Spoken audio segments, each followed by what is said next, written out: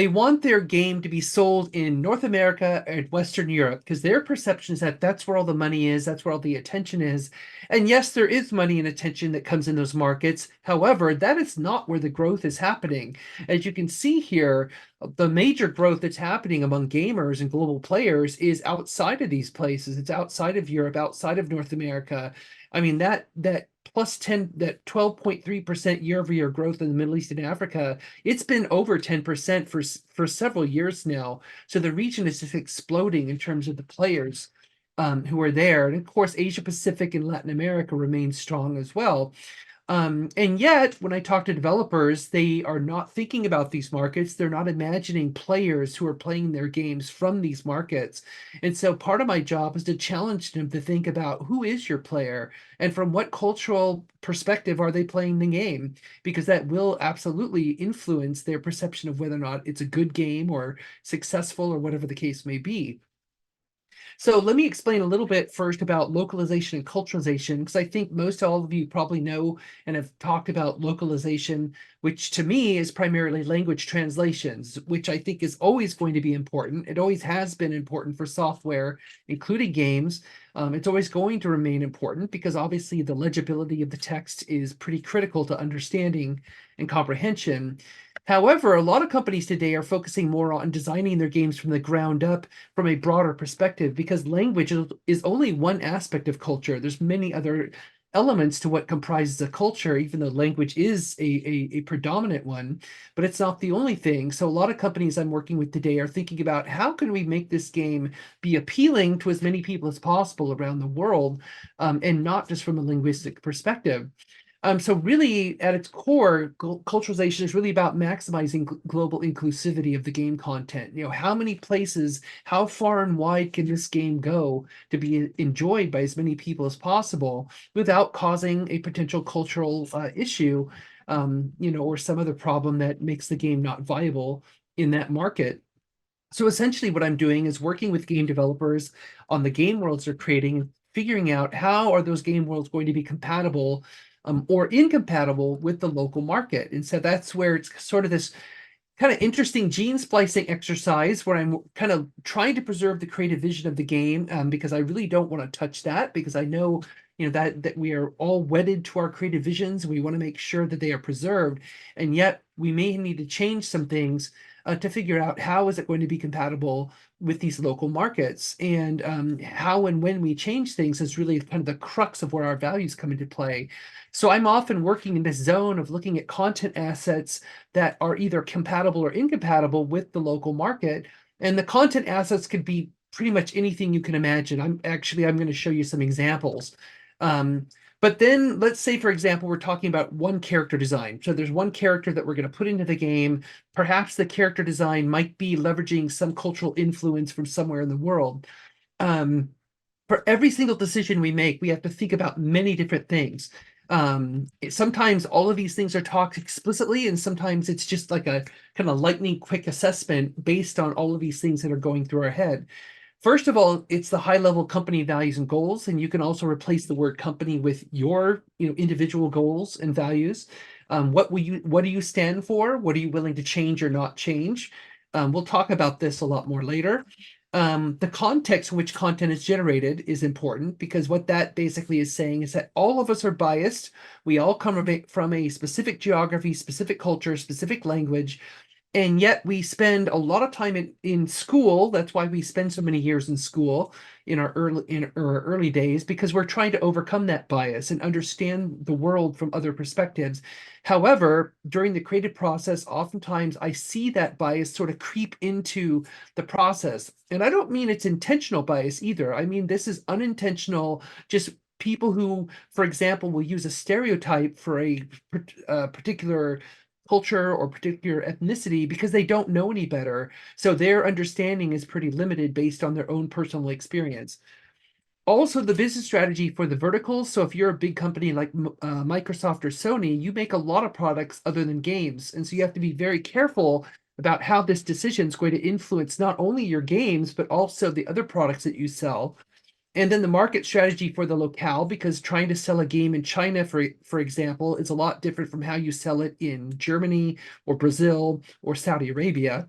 Also the market strategy for the specific game type, because a game like World of Warcraft is received differently in some markets compared to, a first-person shooter or an RPG or a MOBA or other types of game genres in different parts of the world. And then finally, there's that constantly changing geopolitical, cultural, social, and even legal factors. Because if the world has taught us anything over the last few years, is that it's a very dynamic place. Things will change very quickly. In some of the markets I look at, all it takes is one election, and things can change radically in terms of what they will allow or not allow. So I have to look forward into the future to kind of see what do I anticipate the market is going to be like when this game eventually comes out. So here's a few examples for you from the work that I've done over the years. This is from Age of Empires, and this is a scenario that was included in the original game where you had the Japanese in blue invading the Korean Peninsula in red, the Choson Empire, during the Middle Ages. And this is effectively what history books outside of Korea tell us happened. The Japanese invaded, they almost took over the Choson Empire, almost, but didn't. And so we put this in the game. The game was released into South Korea, and it was banned by the government because the government said that this never happened. And they meant that this version of history is not accurate from their perspective. And so if you think about that list of multiple considerations, that's something Microsoft was dealing with at the time because they were trying to grow their games business. This was pre-Xbox, but they were trying to grow their games business on the PC, and they knew from market research that South Korea is a very, very important gaming market, and it remains very important today. And so they basically determined that there was only one way forward. The only way to actually release the game in Korea was to change history, which is exactly what happened in the game. So they released a patch only for Korean players that changed the history. So now Korea is invading Japan and not the other way around, which during this time period that did not happen. But this was the cost we had to pay in order to get the game released into Korea. Now, as you can imagine, this created a large debate on the development team about the nature of truth and ethics, about are we doing the right thing here? This is not necessarily historical truth. But at the same time, I had to remind them that a few years earlier, when I was working on Encarta Encyclopedia, which, if you don't know what that is, that was a predecessor to Wikipedia. It was a CD-ROM, DVD-based encyclopedia that Microsoft used to make. I worked on that, and in that encyclopedia, we had different heights for the mountain Mont Blanc that's on the French-Italian border, because at the time, the two governments did not agree on the height of the mountain, only by a few centimeters. And so, but even though it was only off by a few centimeters, we had to have different facts in different language versions of the encyclopedia in order to sell that encyclopedia in those markets. So this is a somewhat similar example, even though it's a bit more blatant, that we're kind of radically changing history. We're not just changing a few centimeters. Um, Here's an example of proactive culturalization, as I call it, which is sometimes culturalization is about looking for things that are going to be negative or cause a negative reaction. Other times we're looking for things to enhance the experience for a specific market. So this is from the game Temple Run 2 that I worked on. And what they saw is a demand in Mexico for playing the game. So they decided to do a special campaign only for Mexico, which celebrated the Dia de los Muertos, the Day of the Dead holiday in Mexico. And so we changed the skin of the game. We changed the appearance of the players as well as the avatars you can see there. So we've made them more accurate for Mexico. And so we released this game into Mexico, and it was wildly popular. I mean, the sales just shot through the roof because people responded very positively to seeing their culture represented in this way. And this was so successful that they did another version for the Holi holiday, the Festival of Colors in India, which they did a similar approach, which was also very, very successful. It was just a matter of making a few changes to the character design and to the environment in order to make it more culturally appealing. Um, I can talk about the representation of women in games for many days, but we're only going to talk about this one example. This is a game I worked on where the original versions of the female warriors are the versions you see on the left. And now those were the versions that were used in North America and Europe. but they were getting a lot of interest from players in the Middle East, and so they said, well, let's make a version for the Middle East, but you cannot show that much skin on a version that is targeting the Middle East. So we developed these versions on the right, which I personally thought were awesome because they look like they're actually ready to fight in battle. So those are the versions that went to the Middle East. And then I asked the developer, are you going to use those versions on the right in the West as well? Because by making a character that might be more appealing to women, you could actually potentially increase your revenue by drawing more women into the game. But unfortunately, the developers said no. They said, we don't feel that's necessary. We're happy to use the versions on the left instead. So I personally felt that that was a missed opportunity for them because women make up almost 50% of game players on average from market to market. Um, Also things like gestures. Gestures are very culturally sensitive. This is the dancing game Dance Central that I worked on, where I was checking for gestures and body language. And on the picture in the left, what you're seeing here, he's doing this gesture like this. But when he's dancing in motion, it almost looks like he's doing this with his hand like that. And if you recognize what that is, it's the same as the middle finger gesture. Sorry, I'm not flipping you off. This is education.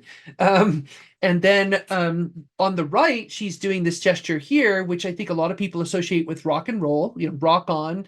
They do this horn symbol. But in Italy, it's called the cornetto, and it means I'm sleeping with your wife. So we have to be really careful about context. Like even I gave a lecture at Facebook headquarters a few years ago, in which I pointed out to them that their corporate symbol, the thumbs up gesture, is also the same as the middle finger in some markets around the world. So maybe that's appropriate for Facebook. I don't know. But moving on. Politics also comes into play as well. I mean, this is a screen from Ninja Gaiden 2 that I worked on. And you can see here we have this line that says country select, and it shows the Taiwan flag, and it says ROC, the name Republic of China, which is what Taiwan sometimes uses for itself, especially for those in Taiwan who are independence minded. And so this one line here is a very volatile political statement that will get you instantly banned in China because you're using the Taiwan flag and you're saying ROC. But what's even worse is you're calling it a country. And so there's a really easy way to get around this. I mean, what we do here is we take the flag away because we don't really need it. It's redundant information. We use the term Taiwan because it's acceptable to both China and Taiwan. And then we say country/region because now you're basically leaving the perception of what Taiwan is on the user. It's not you asserting what Taiwan is or is not. So is Taiwan a country or is it a region? Well, that's not for you to decide. That's for the user to perceive. And so this is one way to kind of carefully navigate around that kind of issue. Um, and we've seen things like this happen even in film. This Top Gun Maverick got a lot of attention because on the back of his jacket that he wore in the original film, you could see the Japanese and the Taiwan flag on his jacket. And that's what appeared in the original movie from the 80s. Well, in Top Gun Maverick that came out a few years ago, in the trailer, you saw this version of the jacket he was wearing, in which it's supposed to be the exact same jacket, but the Japanese flag and the Taiwan flag are not there. And the reason they made that change is because they wanted the film to release in China. However, because of COVID, the film was delayed release for quite a while.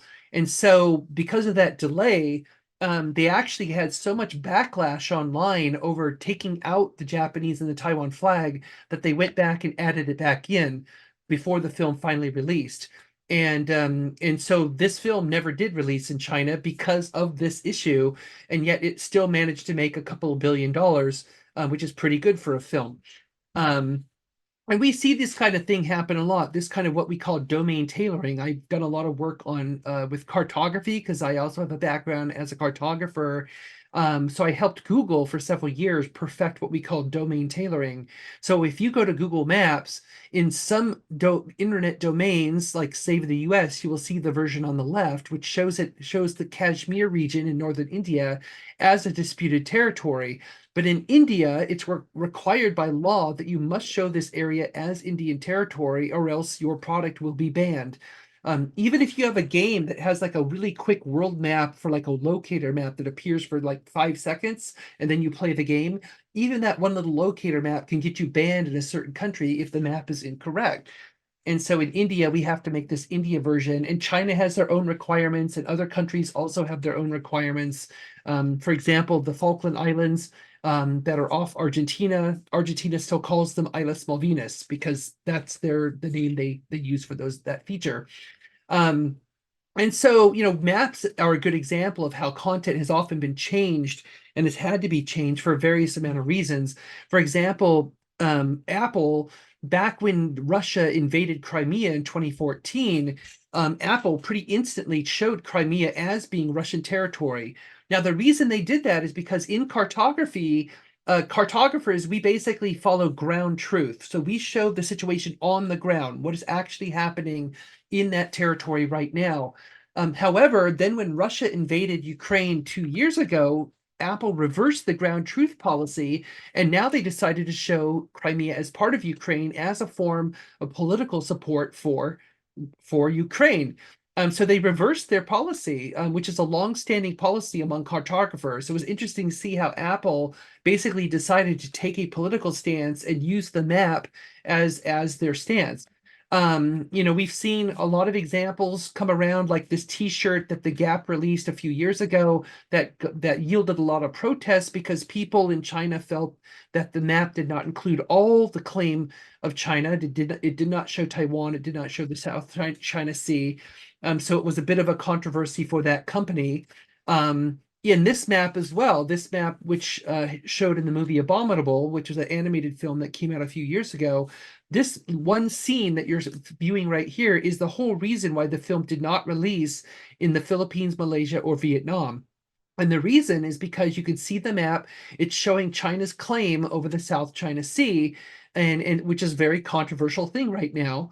And the Philippines, Malaysia, and Vietnam are all part of that dispute. It's a very complicated dispute in the South China Sea. And so normally in the past, even a few years ago, the film company would have taken this one scene out for those three markets, and they would have just said, yeah, no worries, because that scene is only like 2 seconds long.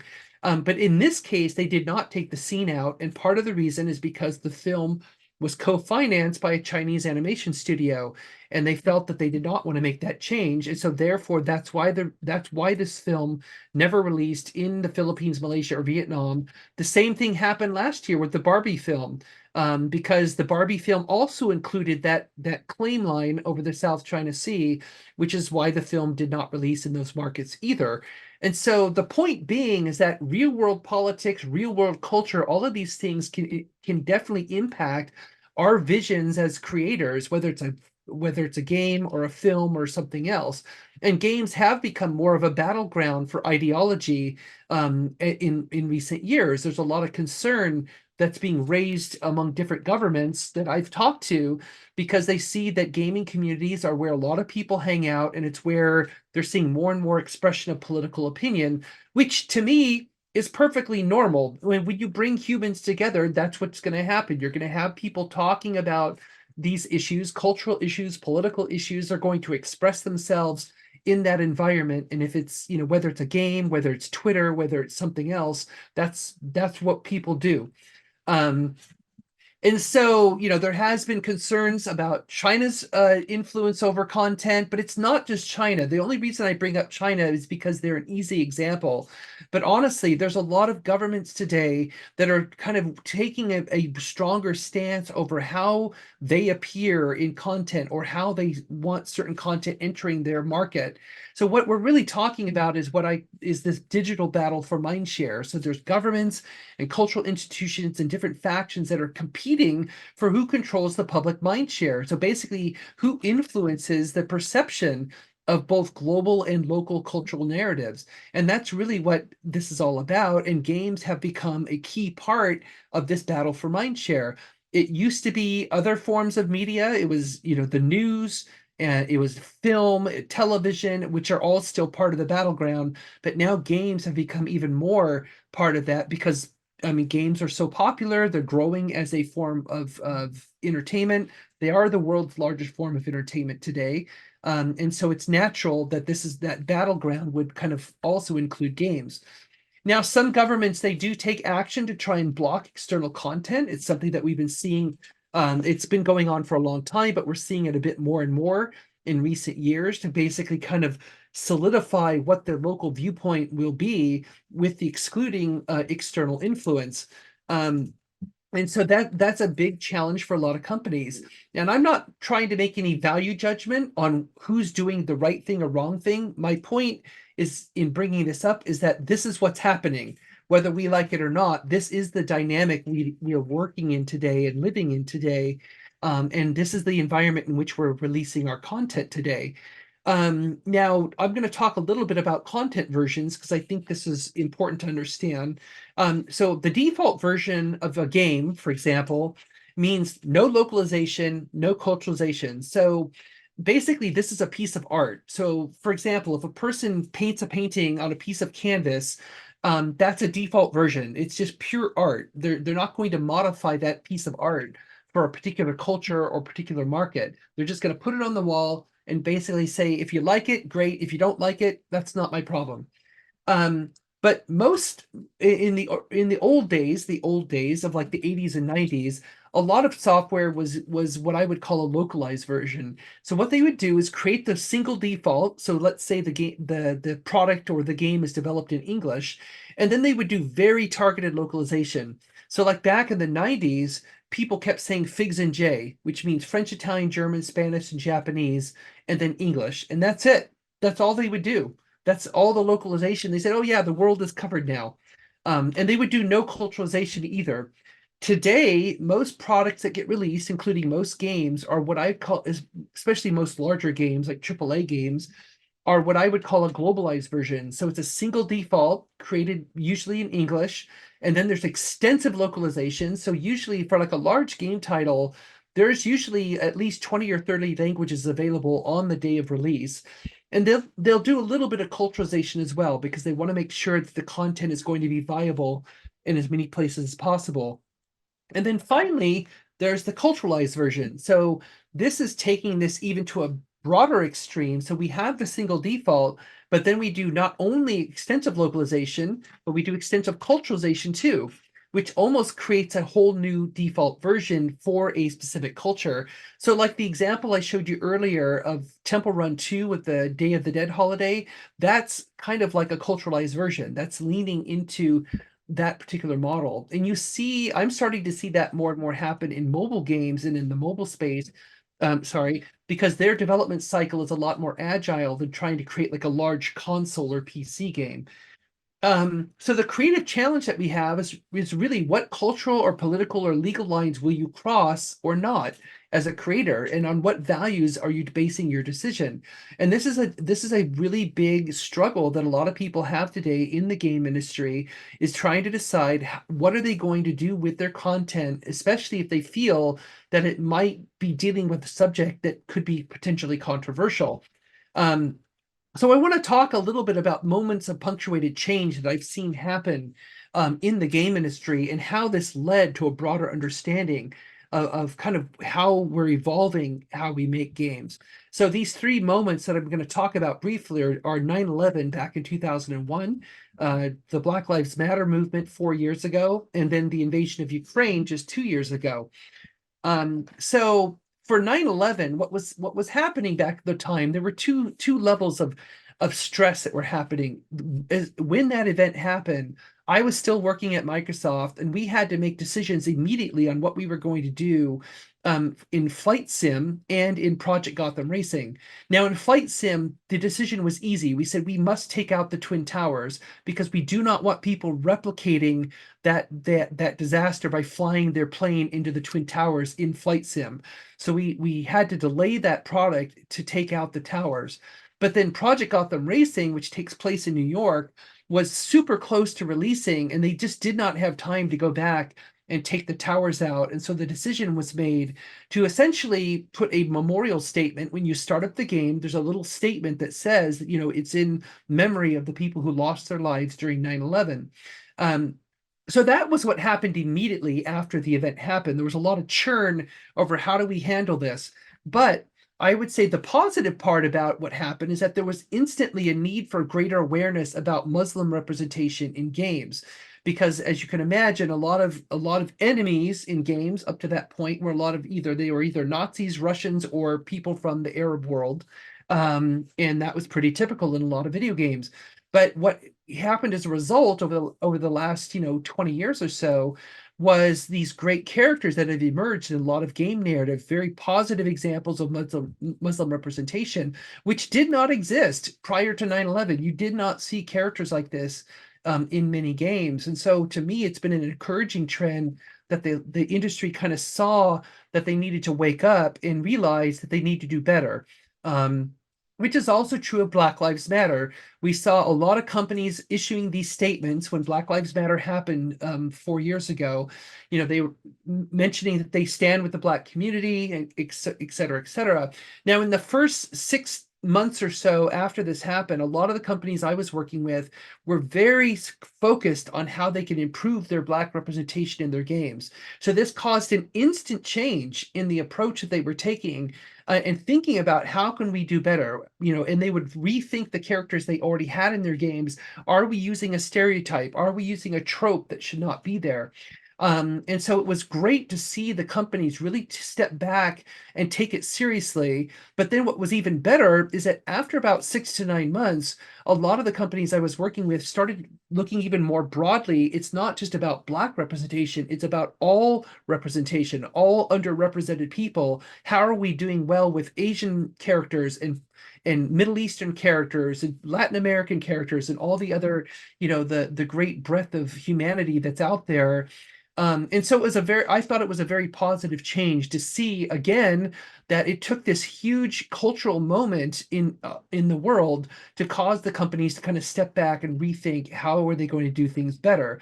And so again, we've seen a lot of great Black characters emerge in a lot of games in recent years, and I think a lot of this is because companies woke up and realized that they need to do better in their representation. And so the last event that I think is worth talking about is the Ukraine invasion that happened 2 years ago, because what immediately followed this was, again, a lot of companies were so caught off guard by this, they had no idea what to do. They had content about Russians, they had content about Ukrainians, and so they had to kind of basically figure out how are we going to approach this. And so a lot of companies struggled over what to do with their games, even issues like, do we turn off our servers in Russia and don't let players in Russia play our games, or how do we handle this?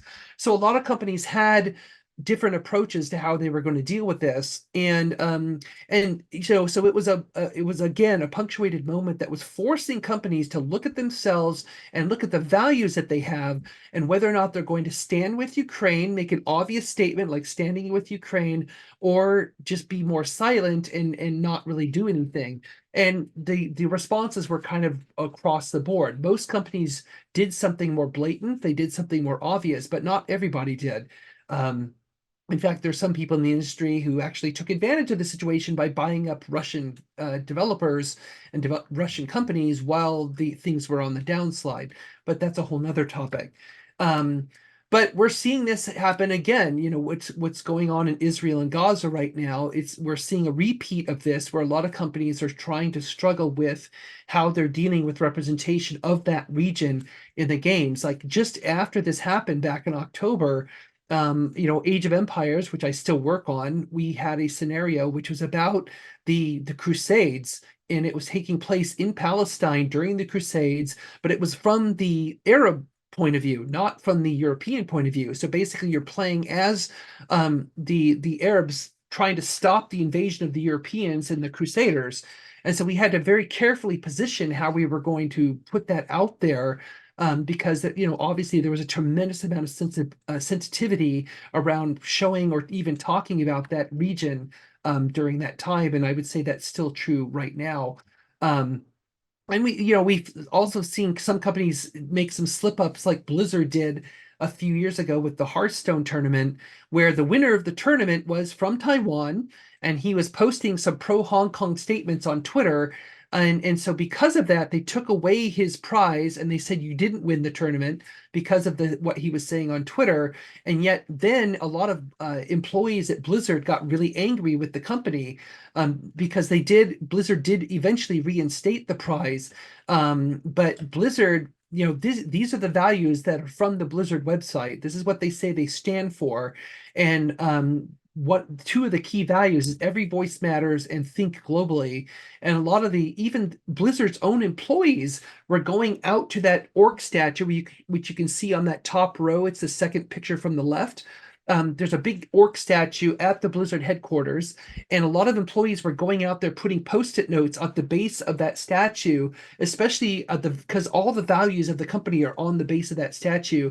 And so basically, a lot of employees were very, very pissed off at their own company for what they had done because they felt it was unfair, and more importantly, they felt that they were not following their own values. That Blizzard made a decision that was counter to its own values, and that really made people upset, both players and employees.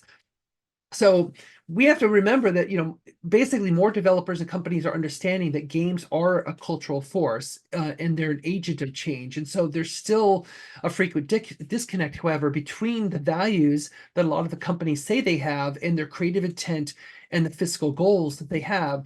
So really making a game is this constant interaction between the business goals, which is making money, because let's face it, making games is a business. Also the creative goals, because you want to make an amazing game that everybody's going to love and enjoy. And then there's also the values you have for what kind of game are you going to make, and what lines are you willing to cross or not cross in order to make that game and to release that game into the world. So values are essentially how creators want the world to perceive them and their work. Because it does show in the kind of games that you make. And it does kind of define for the public who you are as a company and who you are as a creator. And then policies define how those values influence the creative process. So it's really important that companies understand, here's what our values are, and then here's how our values are going to influence the kind of content we're going to make and the kind of decisions we make about where the content is going to go. So content carries culture. That is a fundamental message here, is that all content carries culture with it. It's the culture of you as a creator. It's the culture of your team, the culture of your company, the culture of the country that you're from. It's all kind of wrapped up into the content that you put out to the world. And that culture contains embedded values within it. And those values catalyze change. They influence people. And this is why governments and other institutions are nervous about games, because they are a cultural force. Because, like any other form of creative media, they carry culture and they carry values. So, the last point I want to make on this, though, is the importance of the freedom of creativity, because I really feel very strongly that we have to exercise our creative vision, but we just can't expect that vision to align with expectations in other cultures, because it won't. You can't make everybody happy. And so you have to make those hard decisions for yourself about what you're going to do about your game content. So we're constantly dealing with what I call the fulcrum of compromise, where there's the desire to maximize expression, which is the artistic self-expression, basically freedom of speech, freedom of creativity. And then there's maximized exposure. So how many places is your game going to go? And so those different versions I mentioned earlier basically correlate with these two different goals. So a default version with no changes maximizes the expression of your creative vision, whereas the more you adapt it, doing localization and culturalization, the more you're basically trying to maximize exposure. The important thing here is that neither is the right answer, because both are perfectly fine goals. There's nothing wrong with either goal, but it's really important for you as a creator. And like I know a lot of people I work with in the indie game space, they are much more on the side of maximize expression. That's why they became indie developers, because they basically want to make the game they want to make without having to change the creative vision. So you really have to kind of decide for yourself, what is your goal? What are you trying to strive for when you're making content? Because this will absolutely influence the kind of decisions you will make later about what you're going to change or not change, in order to get your game, released all around the world. And so there you go. I hope we have some time. I think we have time for Q&A. Yeah, we definitely do. Great. So thanks for that, Kate. I know I have a lot of inquisitive students in my class, so I'll cede the floor to them. If anyone has a question, please unmute and ask it.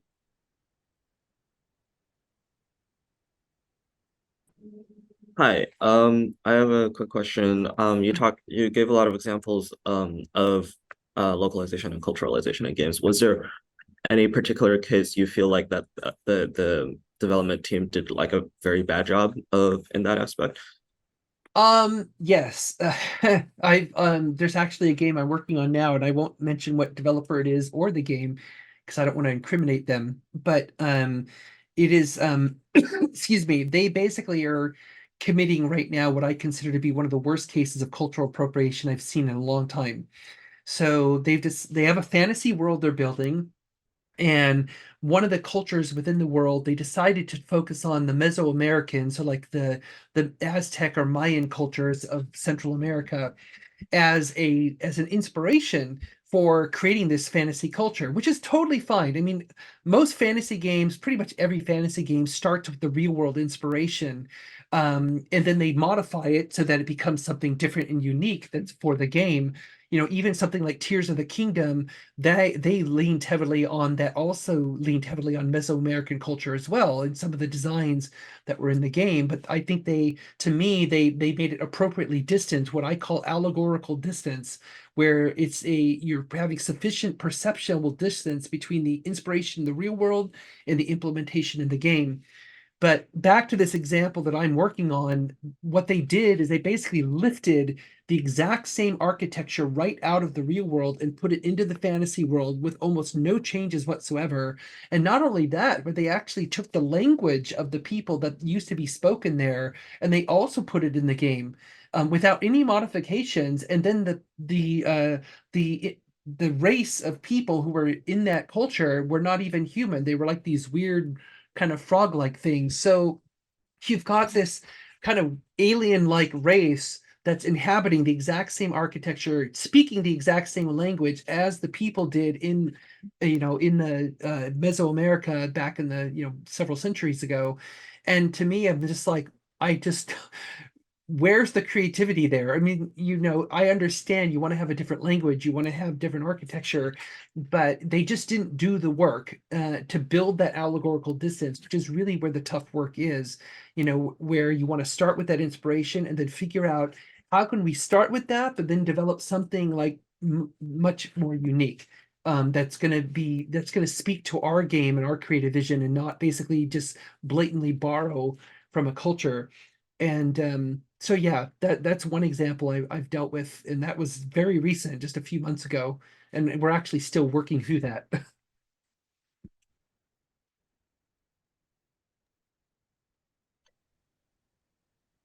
I have a question. Mhm. Do you, do you have any suggestions for us to do the research on these kind of things we need to avoid? And Cause like if I want to know another country's culture, it might takes a lot of time. Mhm. And if there's a faster way to do it, could you give any suggestion on that? Absolutely. Yeah, and that's a great question because I often get asked that question by people like, how do I know what I know? Um, and oftentimes what I've had to do, I mean, especially if you're in an academic environment like you are, I mean, there's very likely people within that environment who you could go ask, whether it's professors or other people. I often leverage the academic community pretty heavily to get help, even on just basic questions, or I can, basically find a professor, for example, who maybe I'm trying to learn something about Turkish history, so I can find somebody who's a professor of Near Eastern history and just shoot him an email and say, "Hey, I've got a question about this. I'm really curious if you have an opinion." That's one way to do it. It's a lot of times asking academically, they're not really expecting payment for it. Obviously, it's always better if you can pay them for it, but even if you can't, if like in the context of making a student project, you could just say, well, hey, I'm working on the student project. I'd like some advice. I'd like to represent this thing. Can you can you tell me if this is the right way to do it or not? In the business space, like I often have to leverage expertise from a lot of different cultures. I have a lot of people that I'm connected with around the world representing different cultural groups that I go to for help. Some of them are colleagues, so I just well, actually, many of them are colleagues. So it's just a matter of contacting a colleague of mine and saying, hey, can I ask you a question about your cultural background? Because I'm really curious if you have an opinion about this thing that I'm seeing in the game. Um, Other times it's far more formalized. For example, I'm working on the Indiana Jones game right now, and one of my tasks on that has been to work with a couple of archaeologists from different parts of the world, because the game team is extremely committed to authenticity, and they really want the archaeological sites that will appear in the game to look very authentic and to be respectful of the original culture. So I'm working with the archaeologists to do that. So I work directly with them, and then I convey the information back to the game team through that process. So I guess what I'm trying to say is the best case scenario is find people from that culture that you can ask. Whether it's very informally or formally, because ultimately they're going to have more perspective. In lieu of that, if you don't have that kind of contact, I mean, there are a lot of great articles out there. Even Wikipedia, as much as Wikipedia could be problematic at times. Like I mentioned, offensive gestures. There's a great couple of articles about offensive gestures on Wikipedia, and one of them has just this long, long list of all kinds of gestures that are potentially problematic that you can go through. And see if that might be helpful if that's the particular issue. Ultimately, it really depends on what you're dealing with and what the particular issue is, because it's going to vary widely if you're talking, for example, about a hand gesture versus a cultural costume from a certain cultural group versus a symbol that you might be creating a symbol or something. Or it could be the use of history, using a historical scenario. So it's really going to have to vary depending on what particular content you're doing.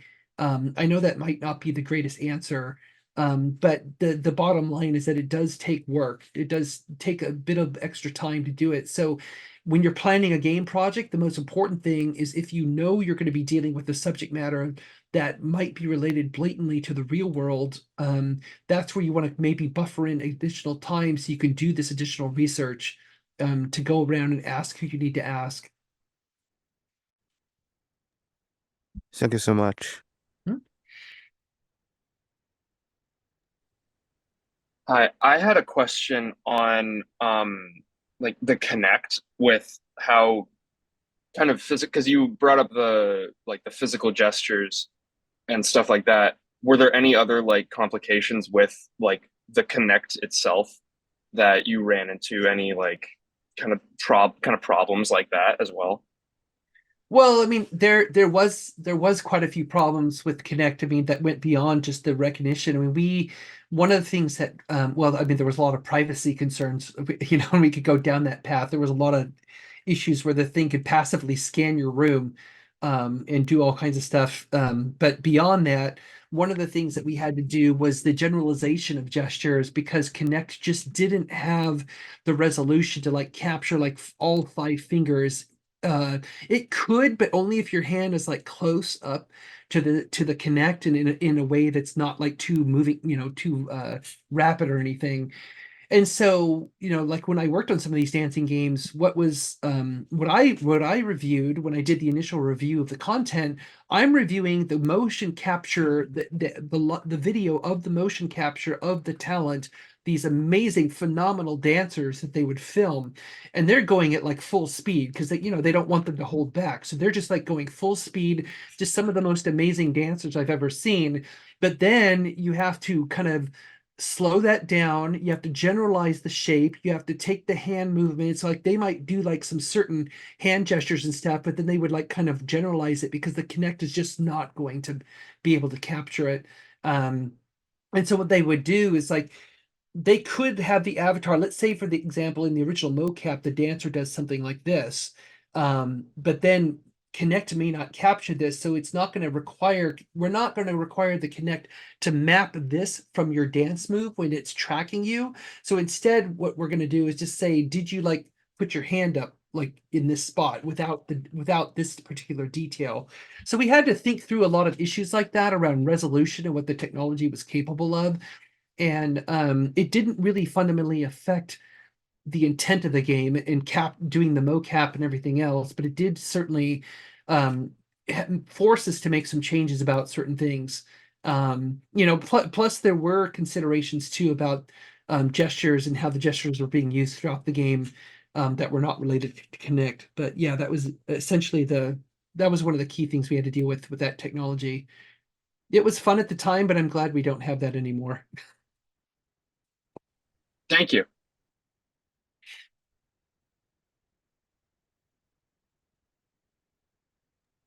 Kate, you were talking earlier about how when AAA games release, they often release in dozens of languages these days.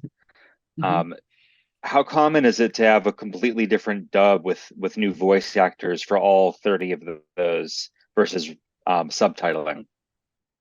It depends on the preference. It's interesting because that's an area where the market to market difference is also quite stark. For example, Germany loves dubbing. They always want to hear dubbing. They're far more interested in dubbing, having a German actor dub over than having subtitles. It's just they're just not into subtitles. I mean, and so it's really interesting that the difference is pretty stark, because then if you go like right next door to the Netherlands, if it's like a US film that is released, they will release a version. Oftentimes they will have a version in the theater where it's dubbed in Dutch, but that's more rare. That's for people who like, they have that preference. But for the most part, most of the screenings in Dutch theaters will be English with Dutch subtitles on the film. So they don't like hearing the dubbing.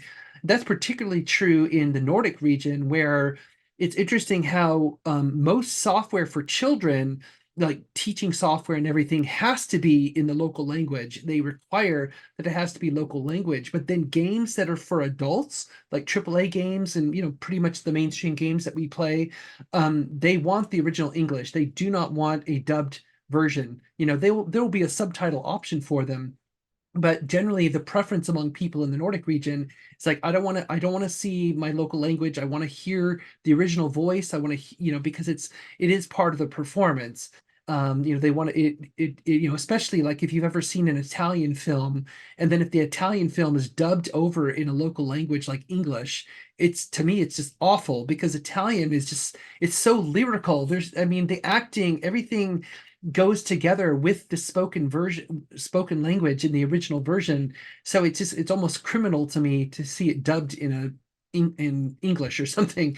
So that is something we have to think about quite a bit, because there are those market to market preferences about what certain people want to see. The general rule is that everything is subtitled. So if you have a language version, if there's like, for example, 20 or 25 languages available on the day of launch, then may all of those will be subtitled, but then maybe depending on the preference, like Germany and a few others, maybe like half or less, maybe 25% will be actually, they'll go through the process of dubbing and having a voiceover. Um, what's interesting is there's sometimes there's cases like when I worked on the Mass Effect games, and on the original Mass Effect, they had great voice actors in English. I mean, really, really, accomplished voice actors. But in Poland, for the male shepherd, they were able to sign, which is I guess in Poland, he was the equivalent of the Polish Robert De Niro.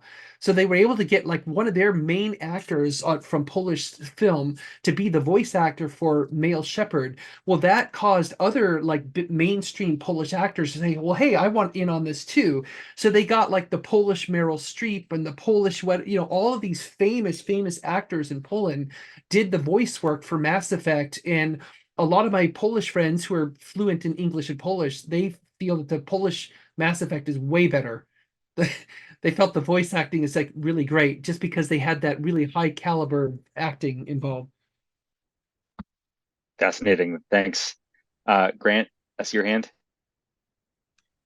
Yeah, I just wanted to ask if you've had any like experience with like maybe something slipped through the cracks and like a company really wanted to change a game after its release, maybe it's like live service or something. Have you had any experience with that? And if so, like what happens with that? Yeah, I actually have, and there's quite a few times when we've had post-release issues that are potentially really problematic. And that's some of the clients that I pick up are people who come to me for that specific reason. And then so after I help them deal with that crisis, then I'm working with them from day one on their next project to make sure we don't have a crisis. But it depends. There's been a lot of issues. There was one that was, I'm not going to go into the it's a very long story. I don't have time for it, but it was a game called Kakeru Chojin on the original Xbox. It was a hand-to-hand fighting game, like an M-rated game. And the problem with it is that they inadvertently put a audio file that had chanting from the Quran in the game. And the context for having those lyrics from the Quran in this kind of game was really, really negative. And it caused, I within the community, the MENA region, even within the company, a lot of the leaders of the Microsoft subsidiaries were telling me, don't do this. Do not let this game get released like this. But it did get released because of, I'll put it frankly, because of real stupidity on some people's parts back in those days. So they released the game only in North America, thinking, oh, that'd be fine, And I'm like, me as a geographer arguing at them, saying, you realize that North America is not a homogeneous society, right? That there's like 10 or 11 million Muslims living here. Detroit's 50% Muslim, but they were like, don't worry about it. But then, about 3 months later, the Microsoft received the equivalent of a cease and desist letter from the religious council of the Saudi government, because they basically said, you've offended the Islamic faith, and here's why, and spelled out the reasons, all because of this one audio file. And the one audio file that had chanted lyrics, but nobody took the time to actually ask the question, what are these from? Nobody asked the question. They just said, oh, it sounds cool, so we put it in the game. And it led to this whole big cascade, domino effect where not only did the game get globally recalled after a few months, and it never saw the light of day again, because it was just too controversial. But I ended up having to go to Riyadh to apologize to the Saudi government on behalf of Microsoft. And yeah, it was a real cluster fun, I'll put it that way. And so we strive to really, really avoid those kind of issues. In the chat, a student is asking, what is the name of that game, Kate? Oh, yeah, I will. Here, I'm going to write it out for you. It's easier to just type it. Yeah, that was the name of the game. Thanks. I think we have time for one more question, if you're willing to stay past the hour, Sure. Kate. Yeah. Go ahead, Josh.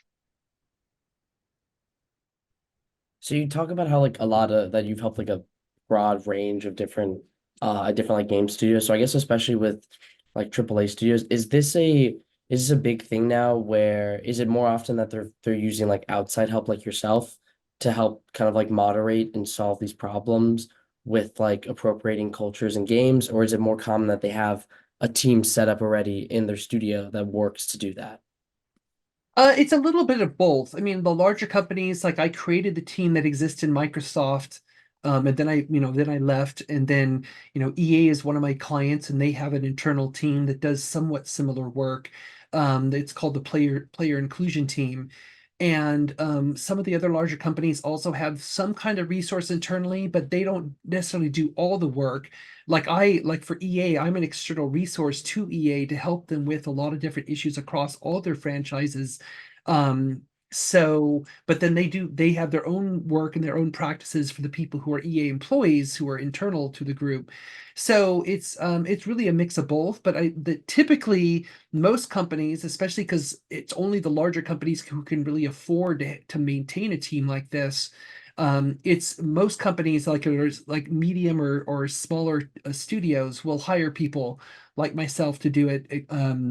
A lot of times it may be something very specific, like they're just doing, for example, indigenous representation from North America. So they'll reach out to a specific indigenous group and get their feedback, what we call a sensitivity reader, somebody from that culture who can provide, their perspective on what may or may not be sensitive. And that's becoming much more common today, very common. I mean, oftentimes we'll see media stories, like I know they had on Assassin's Creed 3, where they hired someone from the Cherokee Nation to directly advise on the development of the Connor character, because Connor, the main character of the game, is supposed to be part Cherokee. And so they advised on everything, the language, the clothing, how they move, all of these kinds of things. And so that has more or less become more of a norm today. And basically, a lot of companies are understanding, although some still get it wrong, but most companies understand that if you're going to represent a specific culture of any kind whatsoever, or even emulate them in a fantasy world, you have to get feedback from people of that culture. There's just no other way to do it. One last quick question, Kate. If you're an indie studio and you're hiring a person in that way, an advisor from the culture, to Mhm. give input, and you're in a position to pay something, what is a fair compensation for that kind of work? Typically it just depends. I mean, maybe a lot of people like I do, I have like a sliding scale, because like I've done tons of pro bono work for indies, because I've got EA and Microsoft to pay my bills. So they can afford it. So I rely on for indies, because I see a lot of indie games, because I judge a lot of like contests at different events and everything, and I'm just happy to tell them, hey, see that right there? Don't do it that way. Do it like this instead, and you'll be fine. And because I don't want them to get in trouble. But oftentimes I think, rates can be pretty low. You could be talking like, like $50 an hour, somewhere in there. For some people, like especially if it's like a fellow student or somebody from a culture that you've identified that's part of like your social network or anything, you could just offer credit too, cultural advisor, because for some people, they're understanding that you're an indie project. And as long as you credit them and say, give them the credit that's due, that can often be, just as much compensation too. Cool. All right. Thank you, Kate. We won't Thank keep you you. any longer. This was great. Round of applause for sure. Super valuable. I think you'll be in touch with Bob later in the week or next week, to Mhm. keep conversation going. And please take care. My students, please stay on this Zoom link. Everybody else, have a great night.